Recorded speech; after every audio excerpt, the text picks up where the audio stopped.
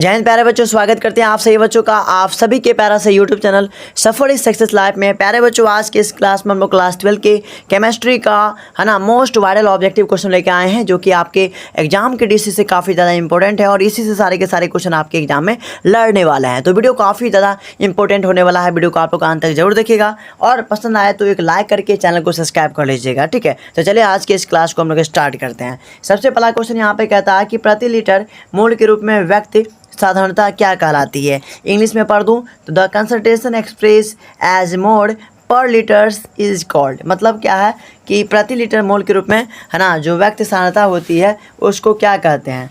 ठीक है, तो यहाँ पे पहला है मोललता या फिर मोललता।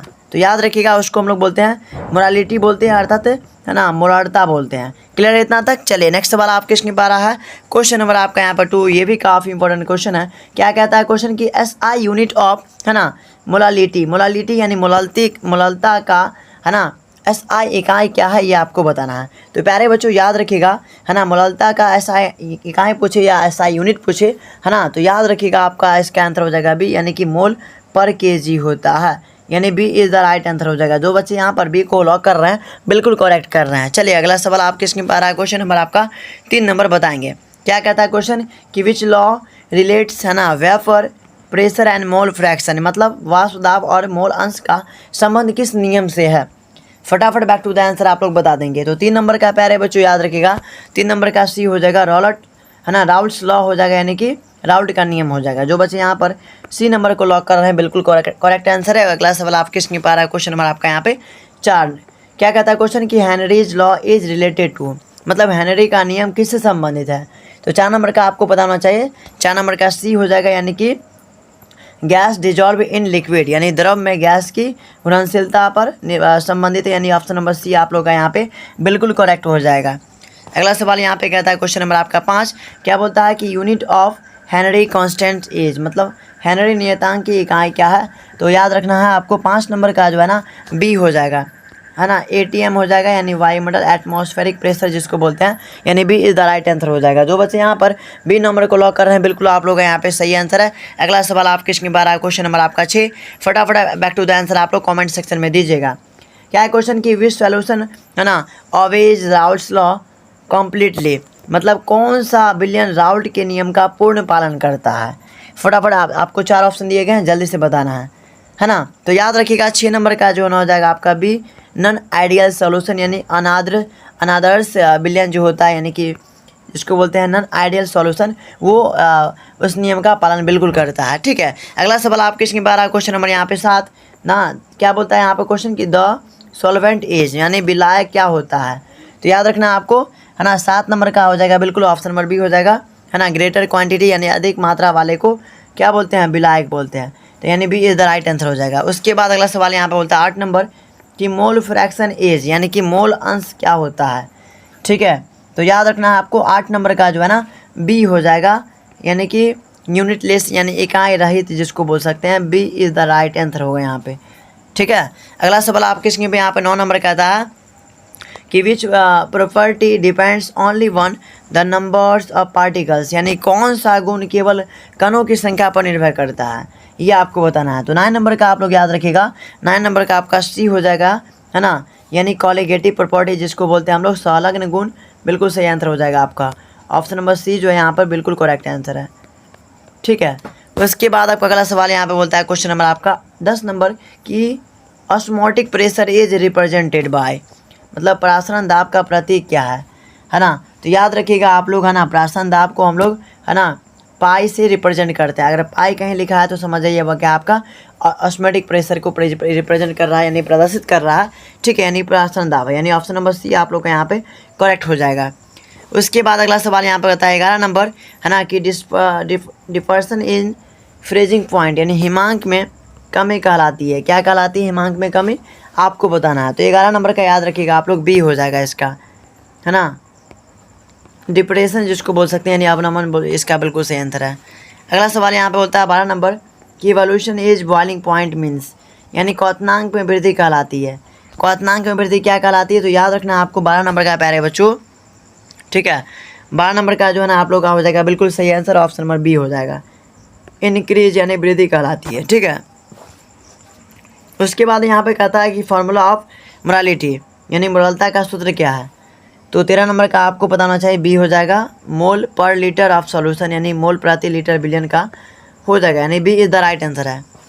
उसके बाद फार्मूला ऑफ मोरालिटी क्या है यानी मोरलता का सूत्र क्या है। तो 14 नंबर का याद रखिएगा आप लोग, ऑप्शन नंबर बी हो जाएगा कि moles per KG of solvent यानी कि मोल प्रति किग्रा है विलायक का, यानी ऑप्शन नंबर बी आप लोग का जो है ना बिल्कुल करेक्ट हो जाएगा। अगला यहाँ पर है कि ऑस्मोसिस अकर्स थ्रू यानी कि प्राशन किसके द्वारा होता है ना, प्राशन जो है वह किसके द्वारा होता है। तो 15 यानी 15 नंबर का हो जाएगा आपका ऑप्शन नंबर बी यानी अर्ध पारगम्य झिल्ली द्वारा, है ना। चलिए उसके बाद आपका अगला सवाल यहाँ पे कहता है क्वेश्चन नंबर आपका 16 कि एग्जाम्पल ऑफ आइडियल सॉल्यूशन मतलब आदर्श विलयन का कौन सा यहाँ पे एग्जाम्पल है ये आपको बताना है, ठीक है। तो याद रखिएगा 16 नंबर का आपका भी हो जाएगा, है ना, इथेनॉल और वाटर जो है इसका बिल्कुल करेक्ट आंसर है। उसके बाद 17 नंबर का आता है कि which is a colligative property यानी संलग्न गुण कौन सा है, कोलिगेटिव प्रॉपर्टी निम्न में से कौन है। 17 नंबर का याद रखिएगा आप लोग, बी हो जाएगा यानी osmotic pressure is the right answer हो जाएगा। जो ही बच्चे बी ऑप्शन को लगा रहे हैं बिल्कुल सही आंसर है। अगला सवाल यहाँ पे कहता है 18 नंबर का बताएंगे कि symbol of mole fraction, mole fraction का सिंबल क्या होता है ये आपको बताना है 18 नंबर का। तो 18 नंबर का सी हो जाएगा यानी एक्स होता है, मोल फ्रैक्शन अगर यहाँ कहीं एक्स लिखा है समझिए वो आपका मोल फ्रैक्शन यानी सी इज़ द राइट आंसर हो जाएगा यहाँ पे, करेक्ट है। चलिए उसके बाद आपका 19 नंबर कहता है यहाँ पे कि यूनिट ऑफ ऑस्मोटिक प्रेशर यानी कि प्राशन दाब की इकाई क्या होती है। तो 19 नंबर का आपका सी हो जाएगा एटीएम यानी ऑस्मोटिक प्रेशर बोल सकते हैं, ऑप्शन नंबर सी सही हो जाएगा।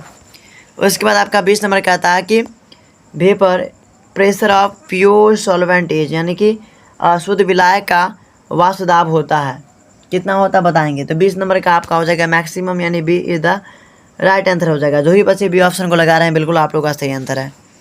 उसके बाद 21 नंबर का था कि solubility increases with pressure 4 dash. तो याद रखिएगा 21 नंबर का जो है ना आप लोग का सी हो जाएगा, क्या हो जाएगा सी, यानी कि यहाँ पर गैसेज हो जाएगा। उसके बाद अगला सवाल यहाँ पर है वाटर इज कॉल्ड यानी जल को क्या कहा जाता है। तो 22 नंबर का आपको याद रखना है, बी हो जाएगा यूनिवर्सल सॉल्वेंट बोला जाता है, यानी कि बी आपका करेक्ट आंसर है। उसके बाद 23 नंबर कहता है कि which is a dilute solution यानी कि तनु विलयन निम्न में से कौन सा है, तनु विलयन निम्न में से कौन है, यानी 23 नंबर का आपका बोला जा रहा है। तो याद रखिएगा बी हो जाएगा यानी कि लेस सॉल्यूट इसका बिल्कुल सही आंसर हो जाएगा। उसके बाद यहाँ पर अगला सवाल है, इसका आंसर बताना है कि कंसनट्रेटेड सॉल्यूशन यानी कि कंसनट्रेटेड सॉल्यूशन कंटेंस यानी सांद्र विलयन में होता है। तो 24 नंबर का आप लोग को पता होना चाहिए, इसका हो जाएगा ए यानी लेस सॉल्यूट होता है, ऑप्शन नंबर ए सही हो जाएगा। ठीक है प्यारे बच्चों, अगला सवाल यहाँ पे कहता है कि सैचुरेटेड सॉल्यूशन मीन्स यानी संतृप्त विलयन का अर्थ क्या होता है। तो याद रखिएगा संतृप्त विलयन का अर्थ होता है मैक्सिमम है ना सोलूट डिजॉल्व यानी अधिकतम विलय घुला हो, यानी भी आपका करेक्ट आंसर हो जाएगा। ठीक है, उसके बाद अगला सवाल यहाँ पे कहता है कि अनसैचुरेटेड सॉल्यूशन मीन्स यानी असंतृप्त विलयन का अर्थ क्या होता है। तो 26 नंबर का आपको बताना चाहिए, 26 नंबर का आपका बी हो जाएगा, क्या हो जाएगा बी, यानी कि कैन डिजॉल्व मोर सॉल्यूट, यानी आपका बी जो है यहाँ पर बिल्कुल करेक्ट आंसर है। उसके बाद आपका अगला सवाल यहाँ पे कहता है क्वेश्चन नंबर आपका 27 नंबर की solubility of solids general increases with यानी ठोसों की जो घुलनशीलता होती है सामान्यतः किससे बढ़ती है। तो 27 नंबर का आप लोग याद रखिएगा, ऑप्शन नंबर बी हो जाएगा, क्या हो जाएगा बी, यानी temperature is the right answer होगा। ठीक है, 28 नंबर कहता है कि प्रतिलोम प्राशन का उपयोग होता है कहाँ पे। 28 नंबर का याद रखना है आपको, प्रतिलोम प्राशन का जो उपयोग होता है 28 नंबर का आपका हो जाएगा यहाँ पे बी हो जाएगा, वाटर प्यूरिफिकेशन यानी कि जल की शुद्धिकरण में। 29 नंबर का आता है कि यूनिट ऑफ मोल्स फ्रैक्शन यानी मोल अंश की इकाई क्या है। तो 29 नंबर का आपका हो जाएगा सी, क्या हो जाएगा सी, यानी कि no unit, option number C सही हो जाएगा। उसके बाद है boiling point elevation is represented by यानी क्वथनांक वृद्धि का प्रतीक है क्या। तो 30 नंबर का आपको बताना चाहिए बी हो जाएगा, क्या हो जाएगा बी, यानी डेल्टा टी बी। उसके बाद freezing point depression is represented by, तो यहाँ पर देखिए 31 नंबर का आपका हो जाएगा बी, यानी कि डेल्टा टी एफ हो जाएगा। उसके बाद यहाँ पर है क्रायोस्कोपिक कांस्टेंट यानी कि क्रायोस्कोपिक नियतांक का प्रतीक क्या है। तो 32 नंबर का आपको बताना चाहिए बी हो जाएगा, यानी कि के एफ हो जाएगा। ठीक है, उसके बाद है यहाँ पे एब्लियोस्कोपिक नियतांक का प्रतीक क्या है। 33 नंबर का 33 नंबर का तो बी हो जाएगा यहाँ पे के बी। उसके बाद अगला सवाल यहाँ पे कि ऑस्मोसिस इज मोमेंट ऑफ, प्राशन किसका गमन है। 34 नंबर का याद रखिएगा आप लोग, बी हो जाएगा, सॉल्वेंट का, विलायक का। उसके बाद the formula of osmotic pressure is, यानी प्राशन दाब का सूत्र क्या है। तो देखिए 35 नंबर का आपका हो जाएगा यहाँ पे बी ऑप्शन, यानी पाई बराबर सी, पाई बराबर क्या होता है तो आपका यहाँ पर हो जाएगा CRT, क्या हो जाएगा, पाई बराबर CRT is the right answer. तो इसी के साथ हम लोग आप यहाँ पे क्लास को एंड कर देते हैं। उम्मीद करता हूँ कि ये क्लास आपको अच्छा लगा होगा। ठीक है, चलिए धन्यवाद, मिलते हैं इसी प्रकार के कंटेंट के साथ। धन्यवाद।